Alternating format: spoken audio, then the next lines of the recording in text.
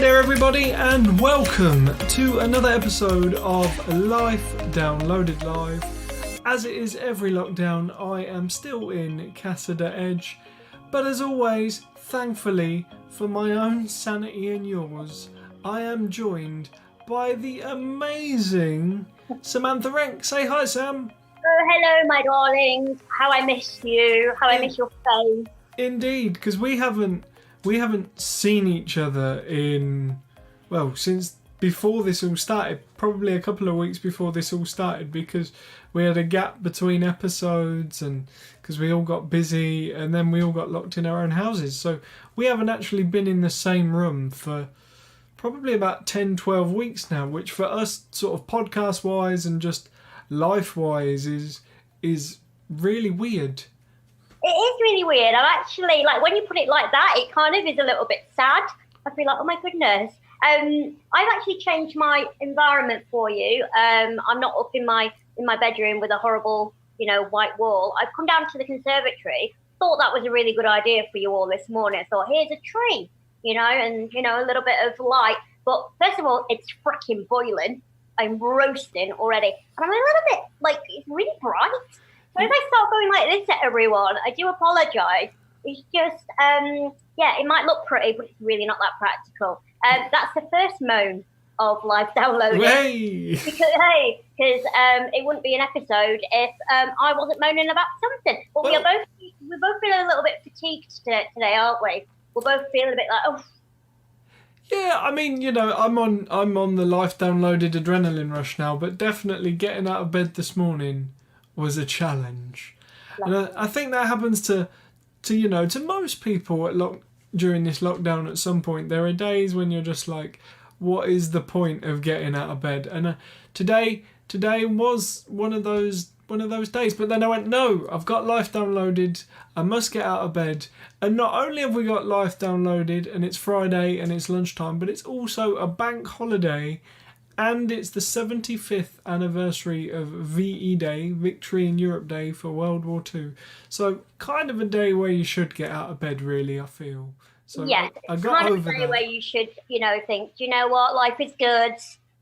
Although we're going through quite a poop time, there's still lots to be thankful for and lots to celebrate. So yeah, I mean, I don't know. I'm feeling a little bit ropey today. Did not sleep very well. And I am really grumpy when I don't sleep. There's only a few things that really kind of turning me into a devil. And that is lack of sleep. But I think my anxiety has spiked a little bit. I'm sure I've mentioned on the show before that since lockdown, my anxiety has kind of been okay because my anxiety is definitely linked to going out and about, kind of physically leaving my home and interacting with other people. So now that I'm, kind of in one place, it's been all right. But I definitely think the news that the lockdown is potentially going to change this weekend. Boris Johnson is going to say that, he might lift it in some areas. I mean, I'm not going to speculate because, let's face it, every day something changes. However, that kind of hit me a little bit because, like yourself, I'm shielding, and many people with disabilities are shielding, which is very different from lockdown because I don't know about you. I've not even been out for a walk, anywhere. I've not physically left the house. Well, that's a lie. I got into my mother's car when she picked me up in London and we drove 200 miles back to Lancashire. But I'm not really classifying that as anything too exciting. That was literally a car journey. So I think I'm starting to think, okay, what does that mean for someone like me? Because everything's got to slowly get back to normal. And how long do I, in theory, have to shield? How long before my mother gets sick of me and throws me out and I've got to go back to London, because obviously she has to go back to work soon. So I think for the first time I started to think, okay, there's definitely uncertainty for me now. I think when we're all in it together, that calms me, because we were all in it together. But now, now we're kind of trying to go back to some sort of normality or thinking about it. I've kind of really, I don't know, it's panicked me. How about you? How have you taken the news? Yeah, I mean, it all depends on your theory on how this is all working anyway. In terms of, for me as somebody that's semi-shielded, much like you, I haven't left the house in 6 or 7 weeks now. Much like most people, my brain's like, what day is it? How long have we been doing No, I know. this? Completely merging into one. Yeah. So, the length of time doesn't bother me, and I'm quite a homebod anyway. As much as I love going out and doing stuff, I'm quite comfortable in my house. I have a nice setup here. As long as my internet connection is live, I'm a typical boy. As long as my internet connection is live, I'm okay. I mean, obviously, I'm missing my girlfriend and all that kind of stuff, but we're still talking every day, and yeah. But yeah, in terms of coming out, I just don't know if it's the right time. And even outside of sort of disability and being disabled and shielding, I'm just not sure if it's the right time, but it's not my decision to make. I have my opinions on it and I could rant about it for hours, but it would probably make a really boring live stream / podcast. So yeah, it's a weird one. But I am somewhat worried that in sort of the lockdown scenario that deaf and disabled people are going to be left behind. Yeah, I mean, I think that's been the narrative from day one. We were definitely in aftermath. I mean, I'm really pleasantly surprised that we seem to be embracing the elderly much more, particularly on television. We've been celebrating, kind of Colonel Tom and, which has been fantastic because they are another minority group that often gets kind of shoved to the back. We don't really care about the disabled or elderly. So I'm kind of glad that they've got a lot more kind of representation and people are trying to safeguard them a little bit more. That still doesn't mean that people with disabilities are in that same bracket. I think my main concern is at the moment I'm really enjoying the fact that I can do things on the laptop. I can do Zoom presentations. I've been able to maintain some kind of work, and I've got up until June. I've got some work coming through where they've requested, webinars or Zoom, which is fantastic. Amazing. Yeah. Which is great. But I think there's going to come this point where everyone goes back to normal, and then people like you or I will still maybe be shielding, and will we then struggle with regards to socializing and being offered work? Because maybe then, people have gone back to normal. So they'll be like, oh, we don't need to do Zoom anymore. You can come into the office. But actually, there's going to be a whole host of us that are saying, well, actually, we would still prefer to use Zoom. So I'm just hoping that people have recognised, it's a fantastic way of being more diverse. And also, I'm pretty sure it will save a lot of companies money. I mean, I'm freelance. And sometimes when I've got to go, even if I've got to go and do, a guest appearance and it's for a charity or, something, even if I don't get paid for it, I will still, ask that they provide travel expenses, and that would mean getting in a black cab, and that can be quite costly. So I'm sure, if I would say, do you know what, I would actually quite like to go, to do this via Zoom. I'm a bit pessimistic at the moment. I think people are going to be so excited about going back to how we were because we can do it again, that maybe all the good work, because I think there's been a lot of good work that's come out of, the way society interacts with one another and how, businesses work and, kind of prosper. I think it's been a lot of positives, not just for disabled people, but for people with children, for people with other commitments, people who've got 3-hour commutes every day. They could potentially work very differently. So I don't know. I'll see. And I suppose how I've been taking this whole approach is taking every day as it comes and not really thinking too far ahead. But yesterday I definitely had a dip. I definitely had that wobble where I was like, oh my goodness, this is just a lot. And also I got an email saying my sofa's going to be delivered at the end of June. I bought a new sofa before lockdown because I didn't know. And so they're going to deliver that to my house, but no one's there. So I really need to organise that. Need to get that sorted. Anyone want to come and pick up my my sofa? That would be really handy. Yeah, I'm not going to be any good for picking up your No, sofa. I know. I'm not going to lie, because locked in a room. But Louise is on the comments, and she said that for her, shielding isn't fun, even though she loves being at home, and she kind of agrees with us. Maybe it's not the right time. So I do think these are concerns that are echoed throughout the deaf and disabled community, as well as the elderly community as well, I assume. But I'm not in the elderly community, so I don't want to comment for them. But I'd say that a lot of our concerns are somewhat similar. But yeah, as for your sofa, I can't help.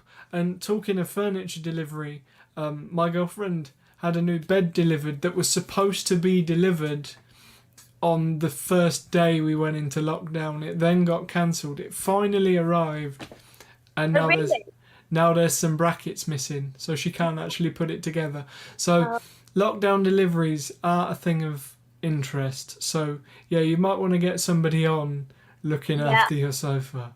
I'm sure I will. But I know it's really kind of first world problems. But there's a lot, it's crazy. All the kind of little pieces that you take for granted have now become quite, obstacles and challenges. I remember being in the in the sofa shop getting really excited because I was buying a new sofa, and I was like, oh, I kind of want my new sofa now. So anyway, but at least, hey, when I do go home, ta-da, new sofa. So I'm going to be quite chuffed with that. And I have to say, for anyone who's joining us new, I know that we had quite a few new followers on Instagram and Twitter. That's fantastic. I just wanted to tell you a little bit about what Life DownLow'ed is. So myself and Dan have worked together, for years and years now, haven't we, on a number of different charity, campaigns, and we just really gelled. We get on really well, and we're of a similar age. We are both wheelchair users, and we just thought, you know what, let's do a podcast because we've got a lot to say, and sometimes when we do things on behalf of other people, you don't always get to voice what you want to get to voice. No. So that's where Life DownLow'ed kind of came from. But we're very chilled. As you can tell, we're not scripted. We kind of just literally have, word vomit where we just kind of say what goes on in our heads, which is really nice because I think it kind of is very authentic of us. But yeah, I mean, I tend to swear quite a lot, so I do apologise. Although I am quite liking the name Word Vomit. Maybe that's the second podcast. Maybe we try and get hold of like Susie Dent from Countdown and create a Word Vomit podcast. I don't just made that up. You know what I mean? Yeah, I do. But I just like it as a phrase. Word Vomit. Maybe that's what today's why can't I speak? That's what today's the title of today's podcast. Yes, exactly. I told you I was tired. It's really not going very well for me, is it? But I wanted to kind of pick your brain about an incident I had. We have spoken previously on the lockdown editions about people getting a little bit randy, people getting a little bit horny during lockdown. During lockdown, yeah. Because it appears when you're on your own, all you want to do is do naughty things with other people. Exactly. Yeah. We're like children. Once you can't have it, that's all you want. So I've had quite an influx of gentlemen kind of callers sliding into my DMs. Check you out. Well, hold on. Okay. Hold on. Don't get too excited. There's no wedding bells yet, my darling. Is there not? No, not really. I don't need to buy a hat, no. Very flattering, very sweet. You know that I'm really, really rubbish at dating anyway. I'm such a hard taskmaster. I'm always very guarded when it comes to things like this. And also, I think I get a little bit cautious just because, I don't like messaging things on. I'd rather have face-to-face talks. I'm not one for sending pictures or things like that. I'm quite vanilla when it comes to online dating, I suppose. That's just because I'm quite a private person. Anyway, so I've had a few, and although I tried to brush them off, that is definitely not where I am right now. And also, I'm not even at home. I'm at my mum's, and I don't even know when I'm going to get out of lockdown. But one gentleman, obviously won't, say who he is, was very persistent. I kind of said, no. And he goes, oh, maybe just go for one drink. So I was like, look, well, if you're ever in London, let me know and we'll go for a drink. But then he knew about my disability, obviously. He did know about my disability.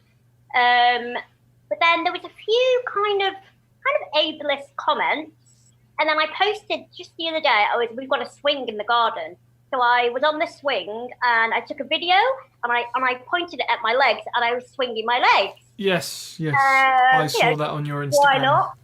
And then he put, oh my God, I didn't know you could move your legs. So I just blocked him. Because first of all, I was like, that is just assuming that everyone who's in a wheelchair can't move their legs. Like that for me was a really quite ignorant comment. Yeah. And it just, I don't know, it just got my back up. It probably got my back up more because I didn't particularly want to, date this person anyway. And he was just kind of pestering at me. So I'd probably have my defences up. But I think the question I want to ask you and people listening is, how much leeway do you give someone when they maybe haven't been around disability, or they are genuinely interested in you, really fancy you, but again, kind of can come out with some really ableist, very ignorant comments. Where is that line? Was I in the right to block him, or should I have said, that's really quite ignorant comments? If you want to date me, I think you should go and do some homework. Where do you? Because I don't want to date someone there where I have to constantly educate them, and where I feel like they're going to make comments about my disability that are actually quite hurtful. Why should it matter even if I could move my legs or not? I know there's a lot of questions there for you, Dan. There is. You've given me a lot to go with there. Now, obviously, those of you that are watching us on Twitter, on Periscope, on YouTube, on Facebook, if you write in the comments, give us your opinions. We'll throw them in as well. That's what this is about. It's a lunchtime chat. But for me, I think it's a tough one because a lot of it is personal preference, and if you don't want to describe everything and explain everything to that person, then you're well within your rights not to. I think for me, the way you've described it, there's probably a more tactful way to ask the question, or even make a statement, or breach the conversation, I suppose. But yeah, no. This is the thing when it comes to disability. Sorry, I'm engaging my brain and sort of thinking on my feet. But when it comes to engaging disability and asking questions about it, non-disabled people, some at least, not everyone. I'm not tarring everybody with the same brush, seem to lose a filter and about what questions are appropriate and inappropriate to ask. Like, I will often, and so will you, Sam, get asked questions that we're like, would you ask somebody that if it was about, do you, on average, go up to, for me as a man, go up to a woman and ask what her chest size is just because I'm looking at her chest? I don't. So, it's...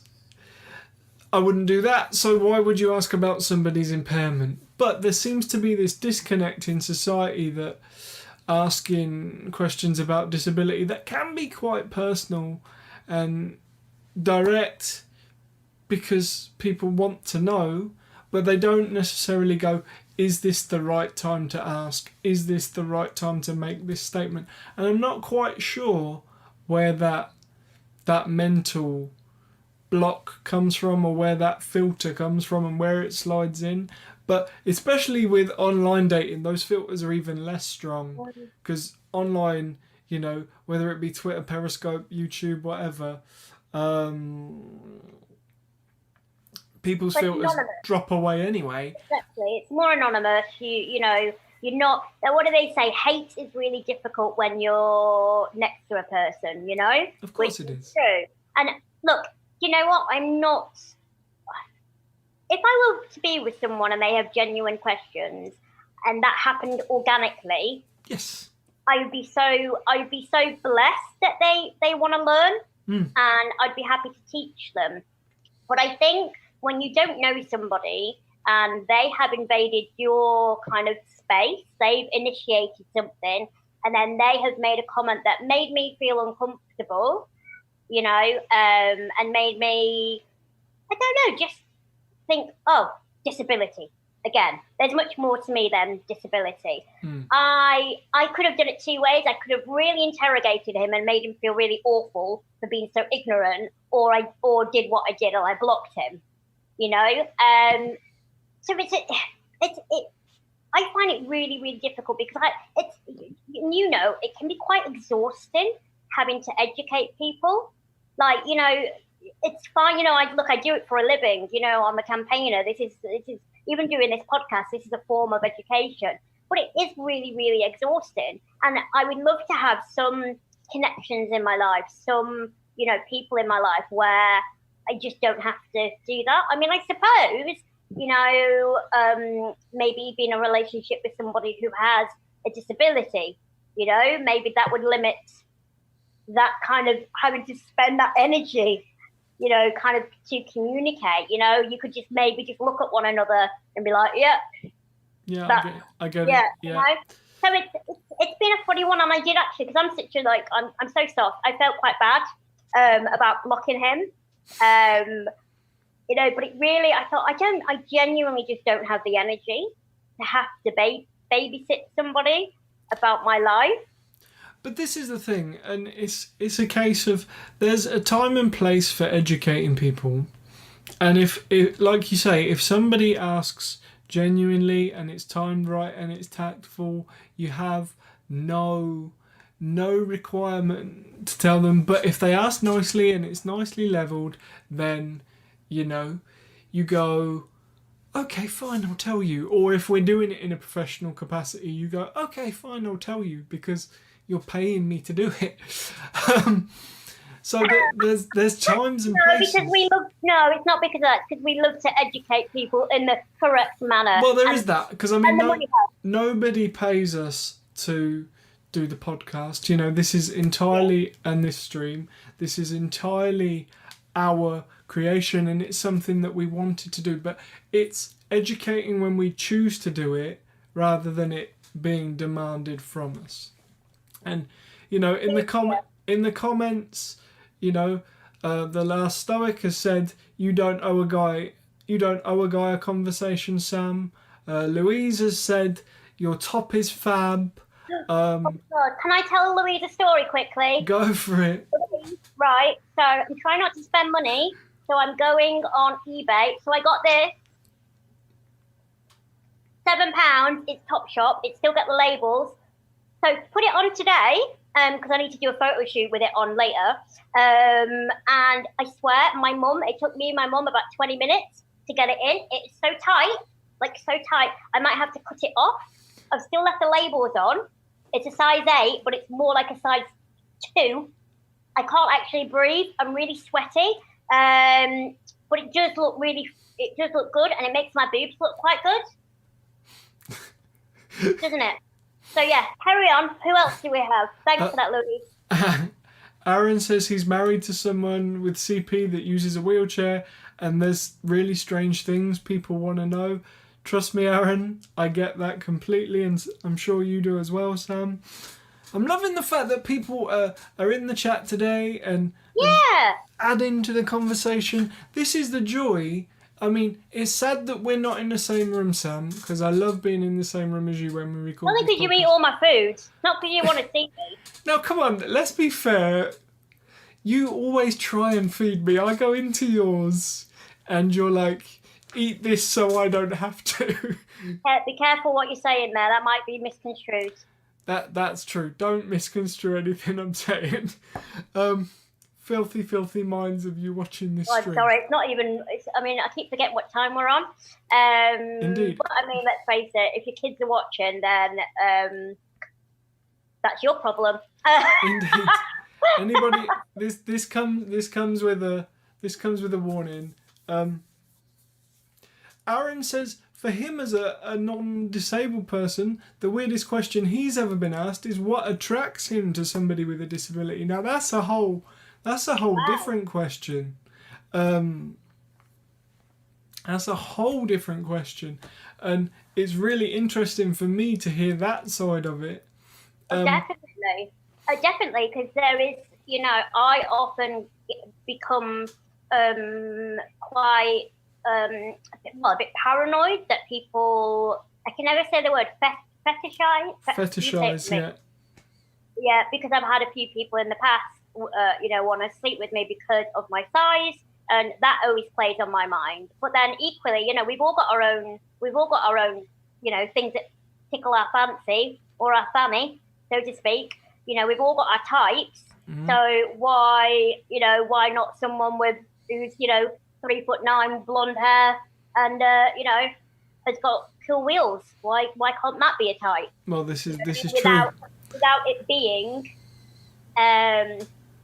something sinister. So that is really interesting. And I've even had friends of my own say, when I've been on a date, they've automatically assumed that it's because they are into, kind of a niche. I'm like, well, not really. I don't think so. I didn't get that vibe. I just think that they like my amazing personality and the fact that I'm successful and the fact that, I've got nice boobs. You know what I mean? Well, I can't comment. Your boobs, from what I can see, but I don't think we've got that kind of relationship for me to pass comment on your boobs. Maybe we do. I don't know. I don't mind. I like any comments that I can get really right now. But it is funny. Oh my goodness! I even had like a friend was telling everyone that I was paying for prostitutes because I couldn't get a date, and I pulled him up about it. I said, where on earth have you got that from? He went, I'm sure you've told me that. I was like, no. So that is his own unconscious bias about disability and the fact that disabled people aren't desirable, that everyone, if you go and get a prostitution, do it. But it doesn't mean that just because you're disabled, that's the only way that you were to be able to be intimate with somebody. And he'd fabricated this in his own head, because that's what he thought disabled people did. Yeah, and, there is a part of our community, the disabled community, that do, and that's entirely their choice. But there is also a big part of the non-disabled community that do. It's, it's nothing different. You're getting lots of compliments in the chat on how amazing you look, Sam. So there you go. Even though I won't pass comment on your boobs, everybody else says you look really good. So. Oh, thank you. So, but yeah, like. Should I do more hair flipping? More hair flipping. Oh God, it's got in my eye now. Oh, it's all gone wrong. It's all gone wrong. Trying to be sexy and it didn't work. There's a video there somewhere. If anyone freeze frames this and does that with me just like with my hair in my face. Have we got any more questions? I'm really liking this little question time. I'm enjoying the interactive chat today. Aaron says that he's with his partner because of the person she is, not because of the chair, and he never sort of seeked out the chair. That was never his thing, which is absolutely fair, Aaron. But also, hey, having a girlfriend in a wheelchair means that if you get really, really drunk, you can sit on a lap, which is a win-win situation. Yeah, and my girlfriend may say the same thing about me. Not that either of us particularly drink, but I'm sure she'll sit on my lap if she feels like it. All right, calm down now, calm down. Well, like you said, everybody's locked down, and it's all like, whew. Really? Yeah. But there you go. So yeah, like everybody's chatting today, and I like it. Chat more, everybody. We like this. Oh, the cat is now crying. My cat's now crying. Oh, in on the action, my little Lola. So everyone's loving Lola at the moment. She seems to get into every video I do or anything that I do. She seems to like poke her little head in. Mm-hmm. Someone who just made a jumper with her face on it. I saw that on your Instagram. If you're not following Sam on Instagram, Sam, what is your Instagram handle thing? Samantha Renke, Renke. So I go to it's a Women in Media. It's like a networking event. I go there once a month, and one of the ladies, she knits. She knits. Now it sounds like like really not cool, but like she's like a cool knitter. Like she designs cool knitter. Yeah, like Dua Lipa wears her stuff. Oh wow.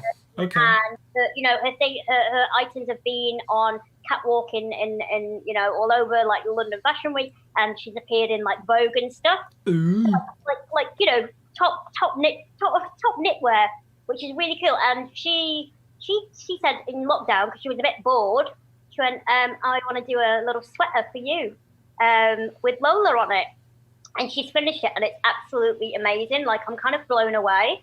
But I just had this like moment of, oh my God, I really hope it fits. Can you imagine if it doesn't fit? I did like measure a jumper and send her the measurements, but there's that god awful like feeling of, oh my God, did I measure it correctly? Now I know you're probably thinking, for God's sake, Sam, measuring a jumper is easy, but no. She like sent me this like diagram of about 50 different measurements where I had to measure. So I'm a little bit concerned. So what we might have to do is, if I get it and it doesn't fit, I really hope she's not listening.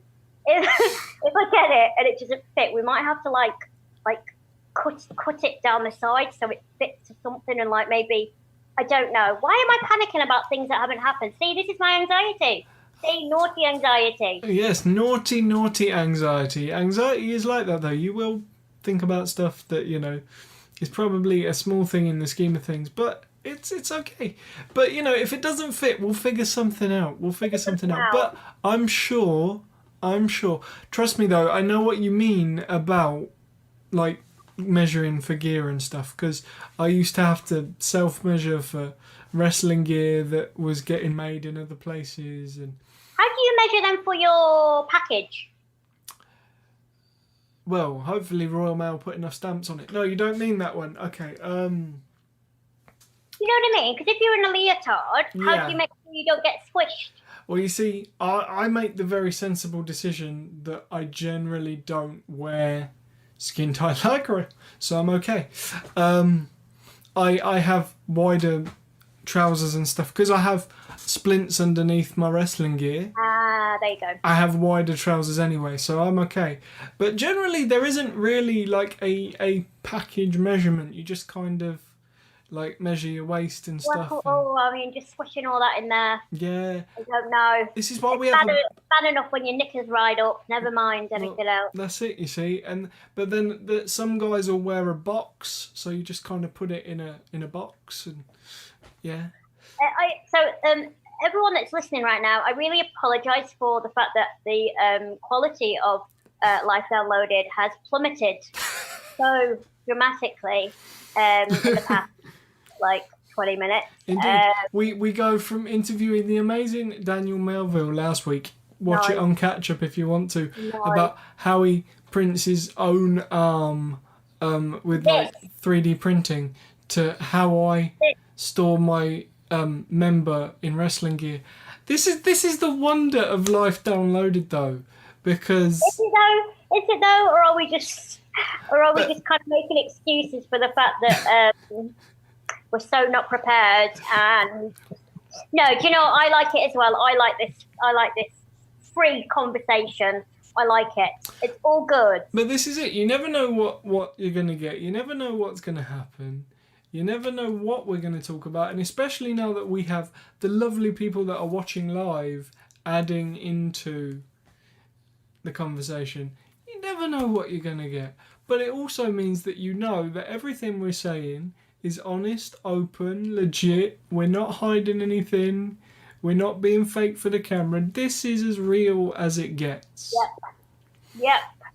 You know what? I've really enjoyed like doing these. I say like it's got to be over. I have really enjoyed doing these live sessions, and I really hope that people do get a bit more interactive over the coming weeks, and we will definitely try and get some more guests on, because I really like listening to other people, and also it makes our lives a lot easier. Actually, to be fair, I've been listening to a few other podcasts, and I'm not going to say specifically which ones, but some of the really successful ones, like the host, they literally just like say one thing at the beginning and then let everyone else talk, like the guests talk, and then they go, now and again they go, yeah, and then that's it. I'm like, damn it, like what we do is hard work. Yeah, we work too hard, like, but that's because we're committed, and we need to grow it. So if you don't already, follow Life DownLow'ed on all good podcasting platforms like Apple and stuff. Head to lifedownloaded.com if you want to find the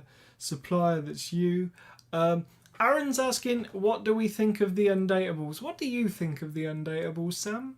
You know what? I've never particularly liked it. I think so. I'm half and half.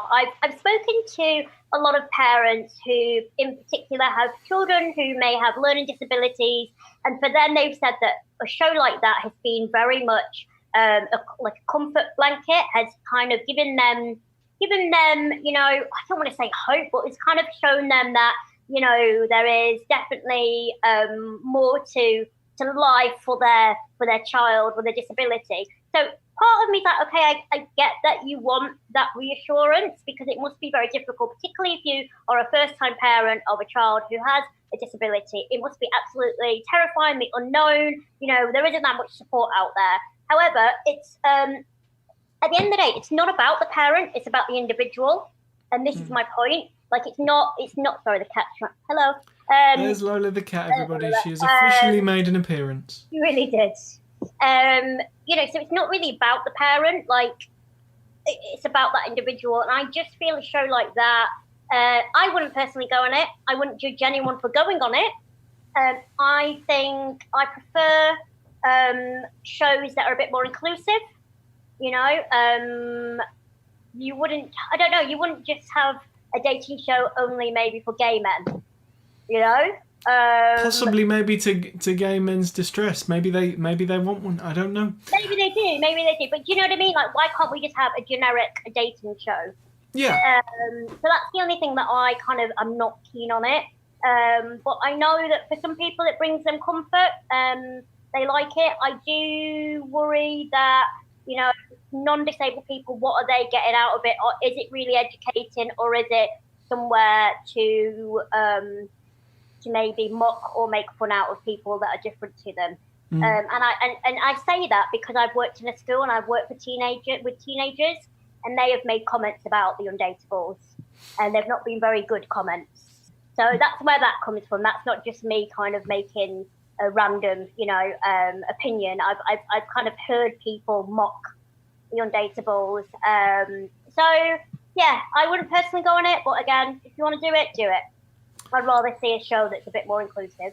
Yeah, I mean, I tend to agree with you, to be fair, Sam. I've never been a fan of the Undateables, and, you know, I even, before it aired, recorded for the first series and pulled myself out. Didn't you? Because I knew that it was going to be not what I wanted it to be. So for me, the Undateables is a definite no-go. But yeah, like, I've seen, you know, disabled people on first dates and stuff like that, and I'm like, that's good, because they're there with everybody else, and it's not, you know, making a spectacle of people's impairments, or, you know. And also, I think if you have a show that, you know, stays in the title, I mean, I'm not going to go on because I don't like the title anyway, but it basically tells the viewer that it is a show that will have all disabled participants. There's definitely going to be a majority of people who are ignorant. They'll go, well, I'm not effing watching that, you know, like they won't watch it, so they won't get anything out of it. Whereas if you put disabled people into shows like Gogglebox or, you know, I'm a Celebrity, just shows that everyone, you know, a cross-section of people will watch, and you put a variety of different people in there, then at least then you're going to hopefully reach an audience that may not be exposed to disability. Whereas I know that a lot of people will go, Undateables, what's that about? Oh no, I'm not going to watch that. Yeah. You know? No, so it's true. I think you can actually do more good and create more awareness if you just integrate everyone. Totally. And yes, Van Gogh, this is entirely live. This is Life Downloaded live. What can I do to show you that it's live? They were just asking, so yes, it is 100% live. To pick my nose? Do you want me to do that? Yeah. Ask me to do something, I'll do it. Careful. That could go horribly wrong. That could go horribly wrong.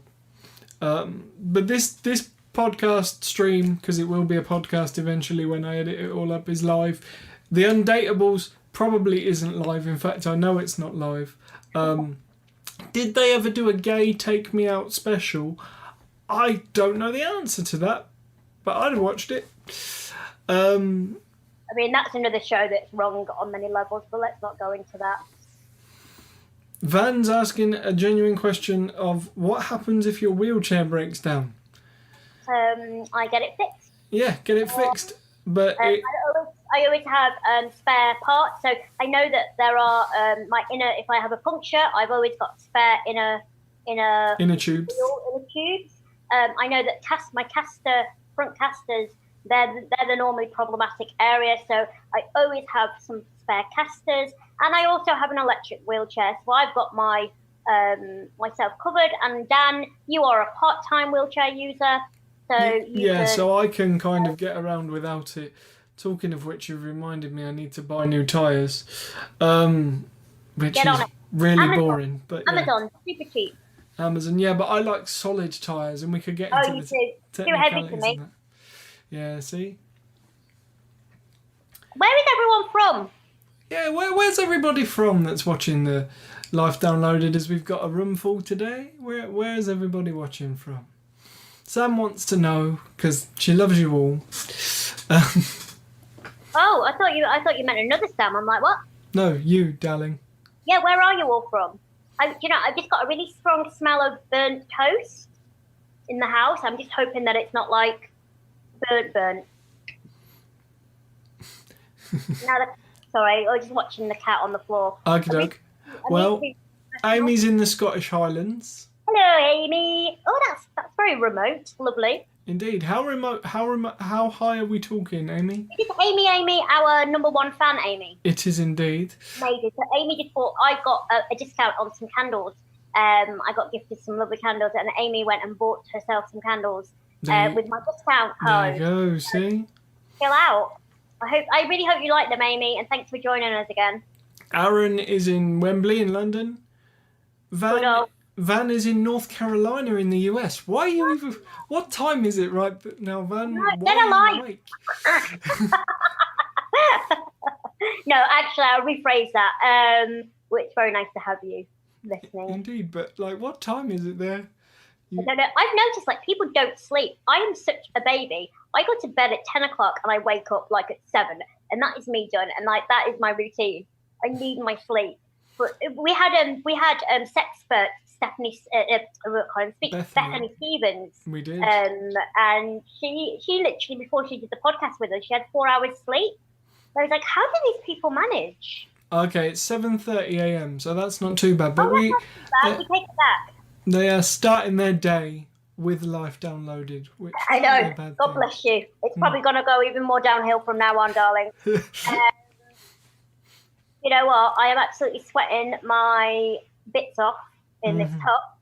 And I've just noticed we've been talking for quite some time, considering that we didn't really have a point of action today, and we were both feeling a little bit ropey and tired. I think we've done really well, and I genuinely really liked talking to everyone.